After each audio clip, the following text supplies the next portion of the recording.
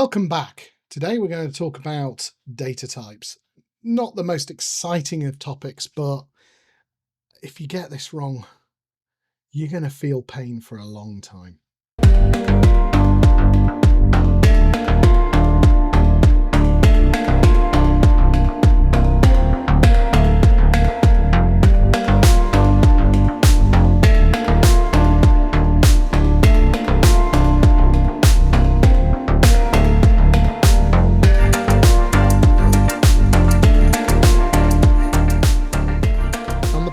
Video we created some tables. We used a particular tool known as Mockaroo, which is on the web, which allows you to create some randomized good quality data. Now, to save some time, I've already done all of this work, but what I want to do is I want to actually show you what can go wrong if you get the wrong data types. Now, this I would implore anyone who's creating databases to know your data. Now, what I mean by that is if you get the wrong data types, you could be causing significant performance issues, not today, not tomorrow, but in a few months' time, it could become quite dramatic, the performance drop off, and you would be wishing you did this step properly. So there's no problem with you changing data types as the system evolves. However, it's always best just to try and get it right first time, and then it's less headaches, less additional work, less time having to try and fix the problem in the first place. So what have we got? Well, looking at the database, I've now got a database called data, and inside here I have created doubled up the actual tables, and I've got bad versions of the table and I've got good versions of the table, and then some sample information off to the side. And fundamentally, we're going to be looking at really only 4 tables, which is going to be branch, order details, the order header information, and the products which are associated, as well as potentially the users as well, which is right down the bottom. So these 5 tables, not 4, these 5 tables are going to be what we're going to utilize most of the time. But what today's all about is making sure that we get the right data type. This data on all of these is identical. It's just purely the data type being used is different. So let's just have a quick look at some of the bad data. So what I'm going to do is I'm just going to say, okay, select star from, what have we got? Order details. Now, if I F5 to execute this, away we go. There's our results coming back. And that took 2 seconds to return 34,955 records. You could be thinking, wow, that's pretty quick for that. No, that's appalling. That should be pretty quick. Now, the fact is, if I press F5 again to run it, what do we get up to now? Is it still 2 seconds? It was just hovering at the end of 1 second going into 2. It was just a little bit quicker. But fundamentally, behind the scenes, that was pulling in a lot of data, but not as much as this.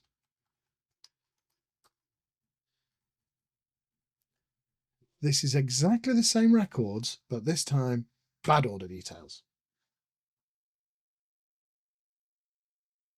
Oh, it took 3 seconds. Now, on the sample set we got here of 34,955 rows, very random number, it took longer. Now, if I run it again, is it any quicker? Not really. It is still 3 seconds. So why is the first one running a little bit quicker? Now, there's several factors at play here. First of all is how fast is your network going at that time if you're pulling it over a large period of time. What is your computer doing, your local computer at the time? If it was doing virus checking at the same time, it would be slower at retrieving the records because there's more going on at your side. But fundamentally, to try and keep this as clean as possible, the reason why this is 1 second slower at the moment, and repeatedly 1 second slower, is the data types. Now, this is 1 second over 34,955 rows. You could say, well, so what? Well, what if it was 1 million rows? What if it was 2 million rows? What if we were joining 1 million rows from table A to 500,000 rows on table B? All of these things start mounting up. So it's very important to actually look at data types. So orientation, what we're going to do is we're just going to talk about where we are on our database system. So we obviously, first of all, have a database, which in this scenario is called data. And inside there, we have a table or a series of tables. And then inside the table, we have data types. And a data type can be very big or very small, depending on how you define them. So for example, big data types, such as big int and nvarchar, are on the larger side, whereas equivalent data types could be int, small int, tiny int, and varchar. They can potentially be doing exactly the same job, but at a fraction of the size. Now, what we need to do is we need to understand this in a bit more detail. But what we're going to do is we're going to have a look at, say, data pages.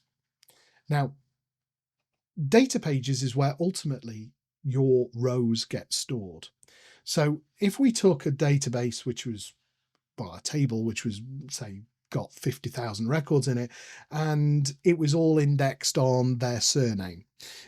What it would do is it would put all of the people's surnames starting with A through to C in the first data page, D through to F, G through to J, and the beat goes on and it stores them. So what is a data page? Well, it's basically a container of how much data can be stored in that record, how many records can it store before it needs another data page. And a data page is fixed at 1,192 bytes, or in layman's terms, 8K. So we have an 8K data page. So how many rows can we fit in a single data page is directly related to how big a data type is. So the wider the data type, the less rows you're going to get. So our aim is to try and keep the data pages as small as possible. So what does this mean? Well, let's have a look at the top table here, which is the order details. And this is the bad order details at the top. So I've got a branch ID, order number, order line, product ID, unit price, total price, and quantity. And these are the ones that have been put in straight away. Now, branch ID is a 2-character reference, like FR for France, or UK for United Kingdom, or US for United States. Do we really need something which is 50 characters in size? Well, no, we don't. However, SQL tries to help as much as possible by saying, you know what? If you don't enter all of the 50 characters, I'm not going to store 50 characters. What I'm going to do is I'm going to haggle with you. I'm going to give you 2 bytes per character, then an additional 2 bytes overhead, just purely for that. So, for example, if I typed in 2 characters into an nvarchar 50 field, what it's going to be is it's going to be 2 characters times that by 2, which is 4, and then we have an additional overhead of 2 bytes. So that means we are storing it in 6 bytes of information, because in the storage size underneath I'm saying it's 2 characters in size, therefore the total is going to be 6. Let's look at order number. Order number is using exactly the same principle, but we are going to say that our order numbers are going to be 3 digits in size, and at that point it comes out at 8 bytes. Now, our order numbers are going to get much bigger than 3 digits. We're going to get into 200, sorry, not 200, that's just crazy. We're going to get into, say, digits of 5 or 6 or 7 characters in length. Order number should not be an nvarchar ever. It shouldn't even be text. And we will see that on the replacement one underneath. But we can see as we go through, order line is exactly the same. Product ID is a big int of being 8 bytes. Now, how many products are you going to have on your particular solution? If you've only got 50, big int is massive overkill.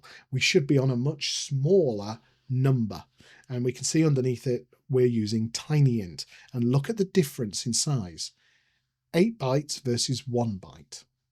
Now, if you keep going across the rest of these, and I'll let you digest this screen yourself, what we're getting to is if we add it all up on a row by row basis, we are looking at around 50 bytes per row. Now, those 50 bytes per row, times it by 1,000 rows, if we've got 1,000 in it, means that we have got 50,000 bytes worth of data. So how do we cram 50,000 bytes of data into our data pages? Well, we can't. They're only 8K. So what it would mean is, to store all this information, it's going to store it in around 7 pages. Now, notice I say around 7 pages. I'm not saying it's de facto 7 pages, because you could get the calculator out now and go, well, actually, John, it's 6.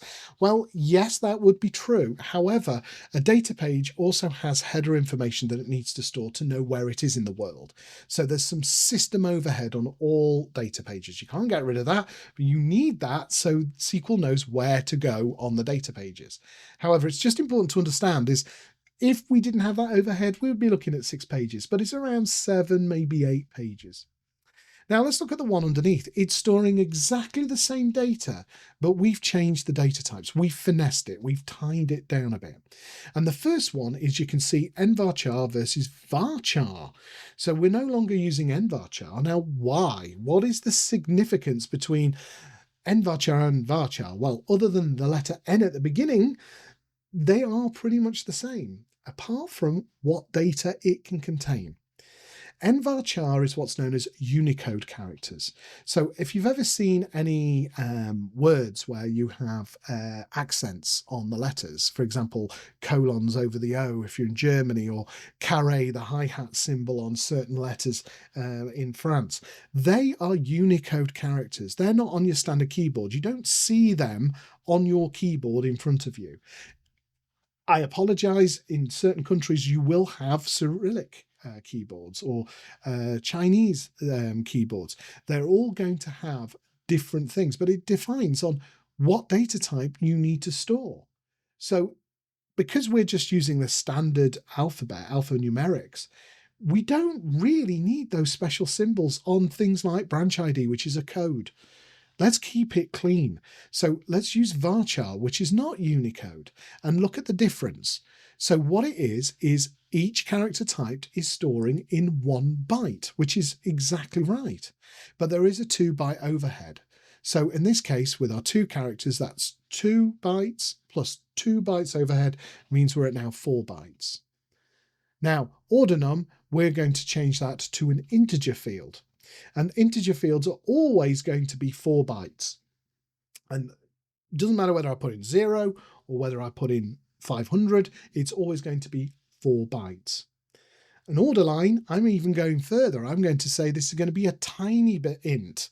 And we'll talk about the differences very shortly, but you can see that's stored in 1 byte.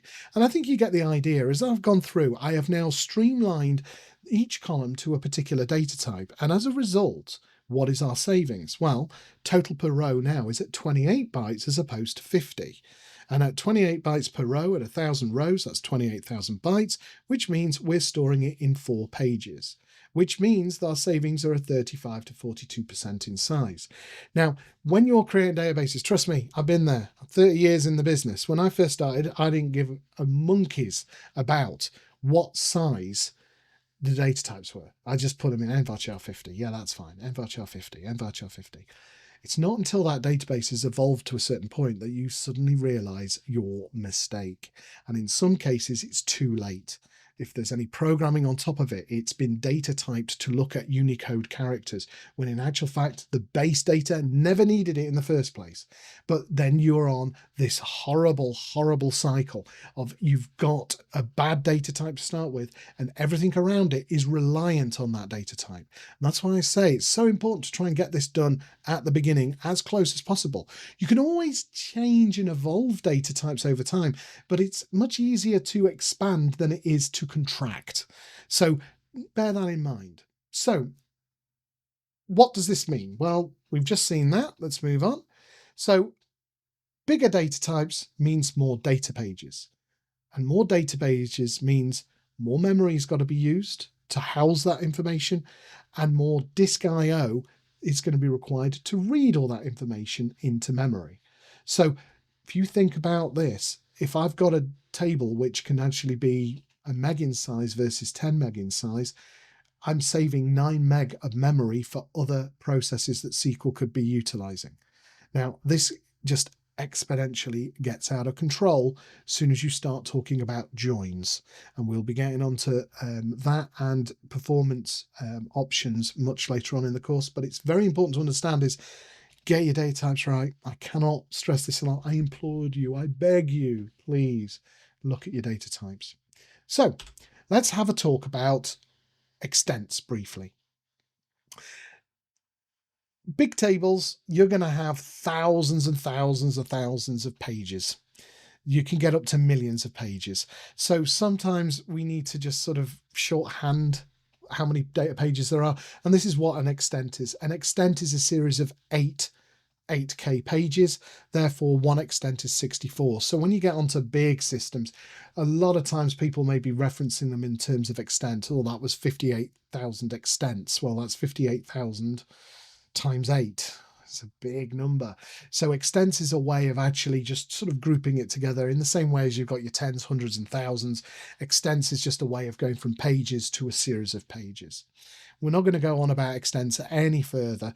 To be honest, I'm in the business and I don't use the term extents very often, but it sometimes is a requirement on some documentation where I'm highlighting to a client how big some of their tables are and how we could actually minimize some of the performance impacts.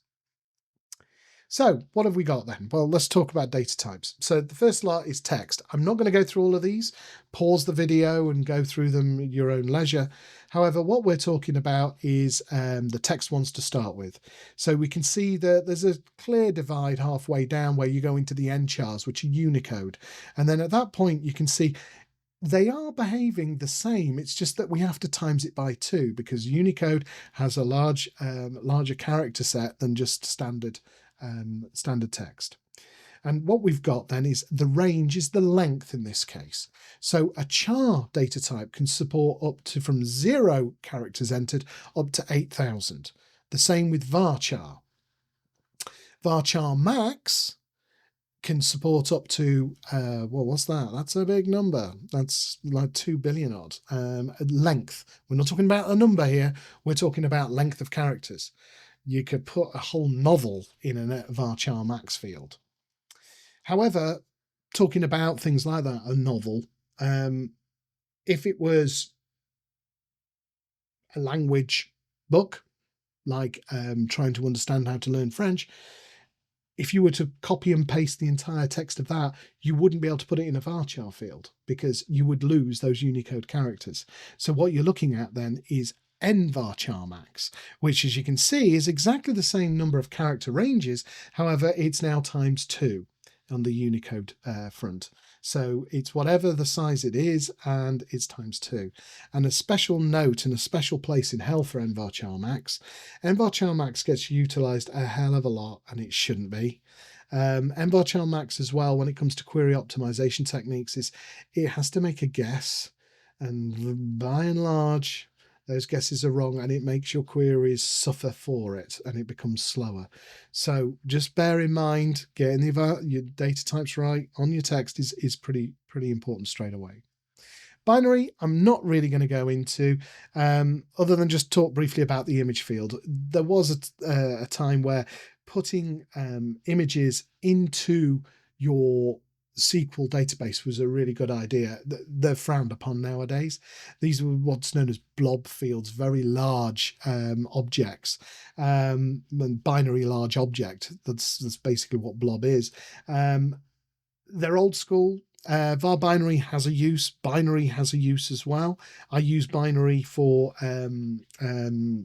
hashing to do checksums, but it's very important to understand that image is an old school one and it's actually deprecated. It's still kicking around now, but it will disappear because it's frowned upon now to store images inside a database. There's better ways of doing it.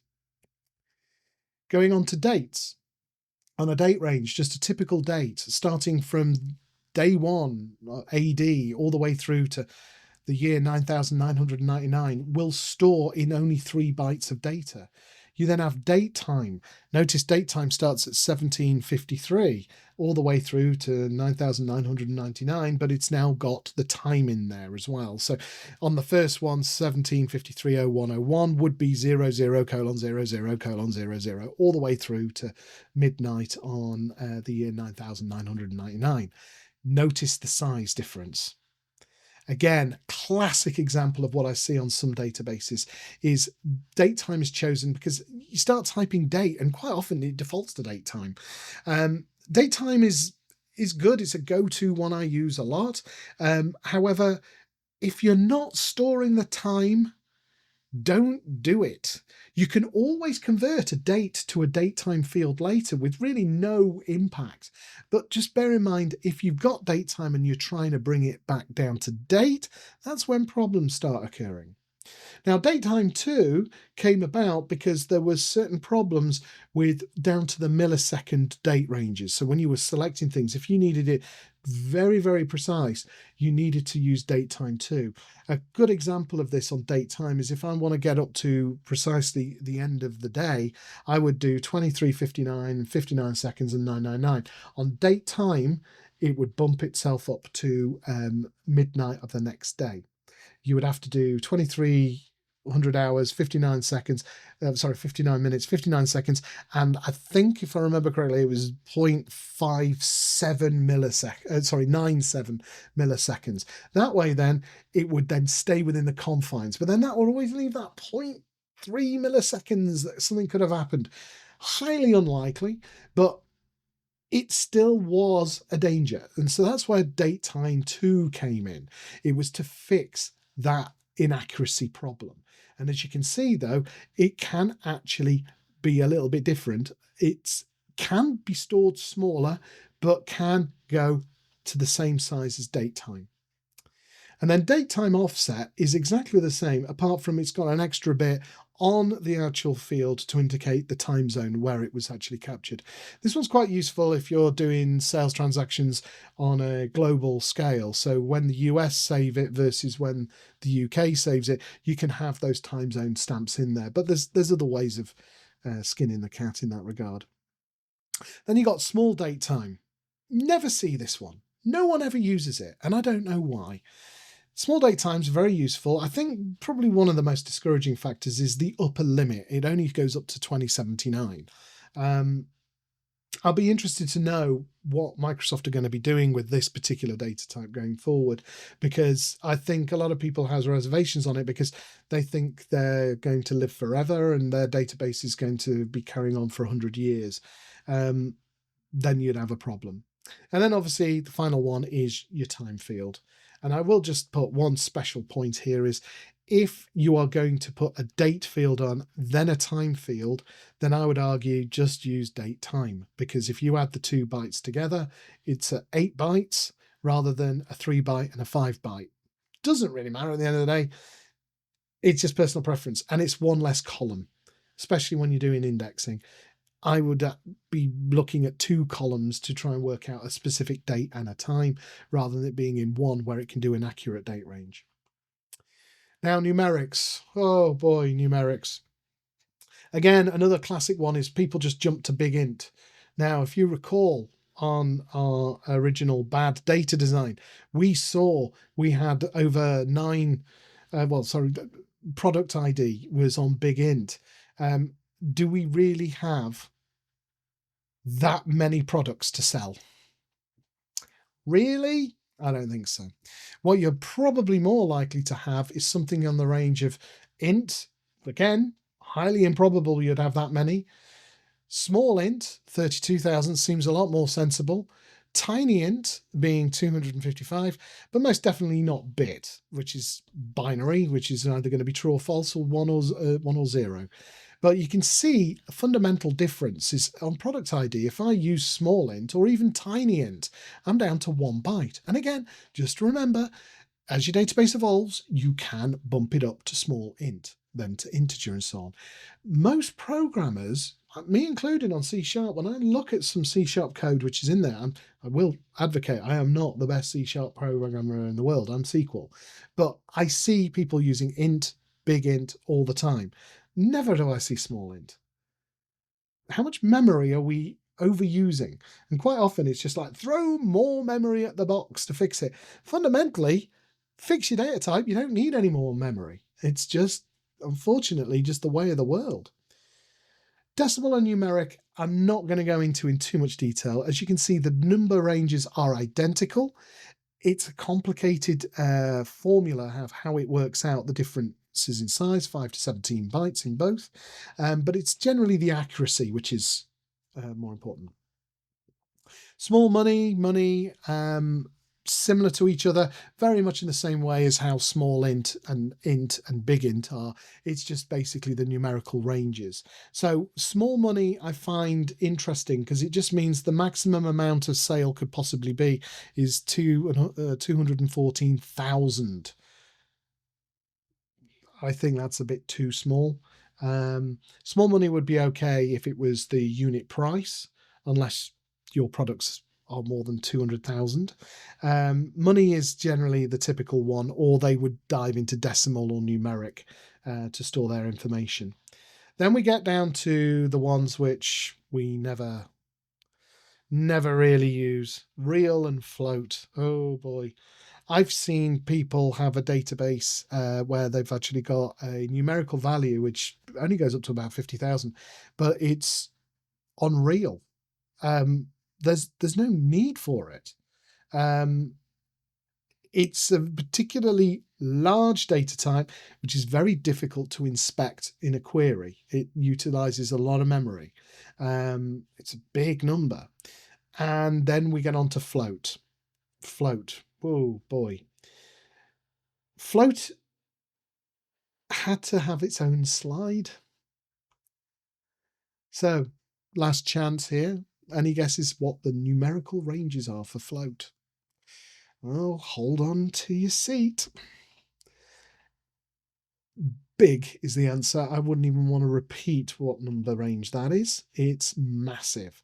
So, do we want float? No. Where do they get used? Well, engineering companies would use things like float and real. Gives them a very good way of capturing very minuscule information. So if you were mapping an atom and pinpointing all the individual bits that make up a chemical structure, absolutely you would want to be going down those ranges. And I had the benefit of actually working with a client like that, and it was fascinating to see how they used real and float to provide three-dimensional graphs and actually plot out certain chemical compositions in a graph using the float ranges. Formula One teams use them to work out how many microns from the top of a piston heading. So these sorts of things are used, but not day-to-day as daily drivers. These are edge cases. So almost done with the PowerPoint slide, and we're going to get hands-on, is just a reminder that we're saying with the bad table, we're getting around 7 pages, and with the good table, we're around 4 pages. So let's have a look then, shall we? So the question becomes, how do we actually see the pages? Because I'm running this, I'll just run it again on order details. And I've got the records. There's nothing in here telling me how many pages. And that's because there's a special command you need to actually enable. And this is set statistics. I can never spell statistics. IO on. And I've done it wrong again. Too many. There we go. Set statistics. IO on. And if I execute that, it just says command is completed successfully. Now, I've got my good order details. I want to get in my bad order details. There we go. Right, so let's just run this one. So I execute it. 3 seconds it was before. No different. Still 3 seconds as it's showing down here. But now when we go to messages, it gives you more insight into what SQL had to do to obtain that data. And inside here, we can see that the number of logical reads was 263.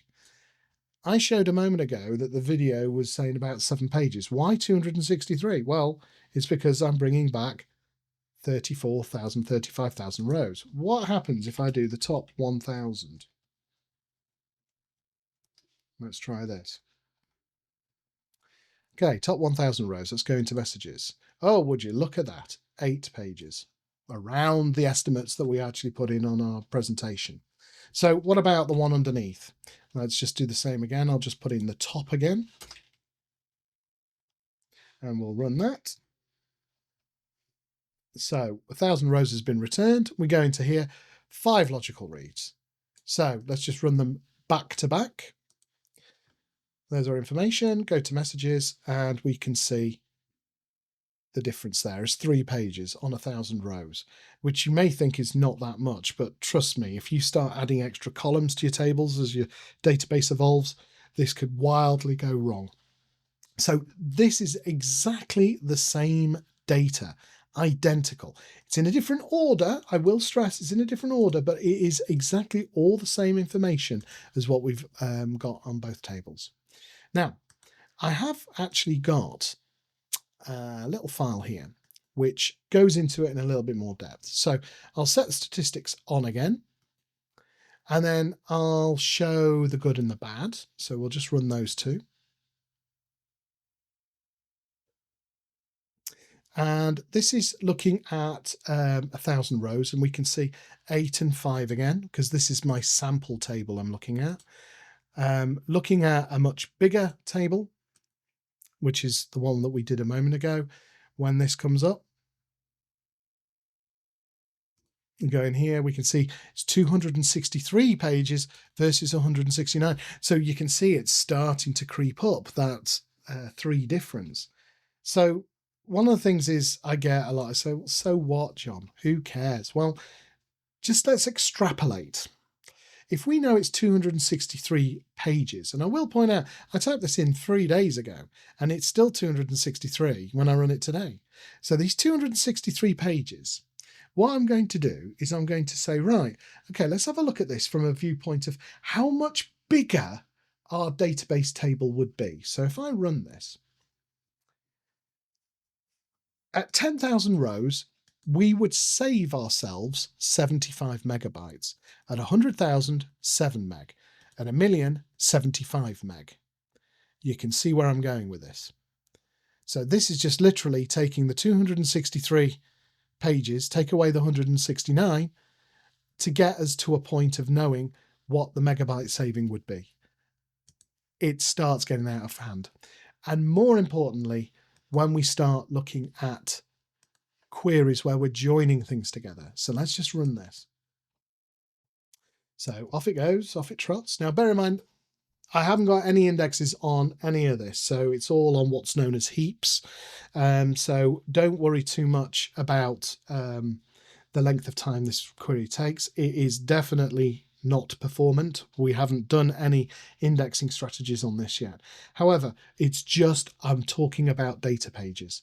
So inside here, we've got, it took 12 seconds to return, again, same number of records, but this time I'm bringing back absolutely everything from all the tables, the users, the products, the branches. So there's everything I have got to show for my data. Now let's have a look at the messages. So we can now see that we've got that 169 that we saw a moment ago, which is our order details, but now coupled with that, all our other data pages being put together. Now, it gets interesting when you start doing index optimizations and things like that.